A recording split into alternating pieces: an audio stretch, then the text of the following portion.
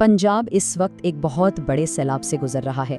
जो शुरुआती रिपोर्ट्स आ रही हैं वो एक इंतहाई खौफनाक तस्वीर दिखा रही हैं। तो चलिए इस आफत के स्केल और इसके असरात को समझते हैं उन मालूमात की बुनियाद पर जो अब तक हमारे पास हैं। अच्छा, इस बुहरान की संगीनी को समझने के लिए सबसे पहले ये जानना जरूरी है कि इसका मरकज क्या है। आखिर ये तबाही सबसे ज्यादा कहाँ हुई है?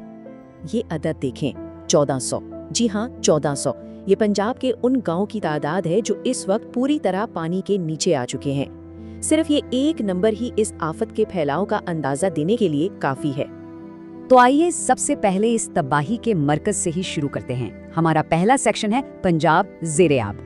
यहाँ हम सियालकोट और पंजाब के आसपास के इलाकों पर फोकस करेंगे ताकि वहाँ की ज़मीनी हकीकत को समझा जा सके। लेकिन जब पानी बढ़ता है तो वो सिर्फ ज़मीन को नहीं डुबोता, इसके साथ ही एक इंसानी बहरान शुरू हो जाता है। तो हमारा दूसरा हिस्सा लोगों की जिंदगियों पर पड़ने वाले फौरी और तबाहकुन असरात के बारे में है। ये बहरान 3 स्टेजेस में सामने आ रहा है। सबसे पहले घरों की तबाही, जिसकी वजह से हजारों लोग बेघर हो गए हैं। फिर फौरन दूसरा मसला शुरू होता है, खाने पीने की राशन की शदीद कमी। और इन सब के बीच तीसरा खामोश खतरा पैदा करता है, और वो है बीमारियां। और ये कोई मामूली बीमारियां नहीं हैं। रिपोर्ट्स कंफर्म कर रही हैं कि मलेरिया और कॉलरा जैसी खतरनाक वबाएं तेजी से फैल रही हैं। मतलब इस आफत के ऊपर एक और पब्लिक हेल्थ इमरजेंसी पैदा हो रही है। अब इतने बड़े बहरान में फौरन सवाल ये उठता है कि लोगों की मदद के लिए कौन आगे आ रहा है। आइए इस वक्त जारी इमदादी कोशिशों पर एक नजर डालते हैं। इस बहरान का जो रिस्पॉन्स है वो 2 लेवल्स पर आ रहा है।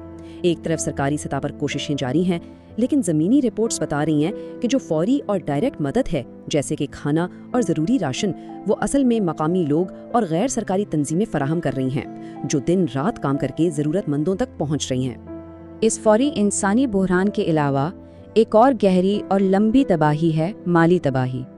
इस सैलाब की असल माली कीमत शायद आने वाले कई सालों तक महसूस की जाएगी। एक इंतहाई परेशान करने वाली बात यह है कि हर मुतासिर घर को लाखों रुपए का माली नुकसान हुआ है। लोगों की जिंदगी भर की जमा पूंजी पानी के साथ ही बह गई है। और ये नुकसान सिर्फ जाती सामान से कहीं आगे है। इलाके की पूरी इकोनॉमी ही अचानक ठप होकर रह गई है।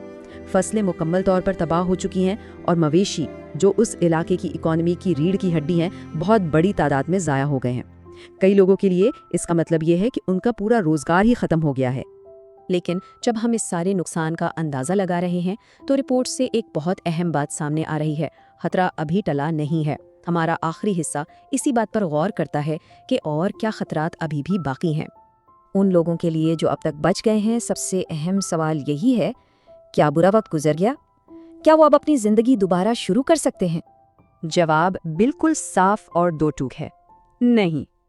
खतरा 2 अहम वजूहात की वजह से अभी भी मौजूद है।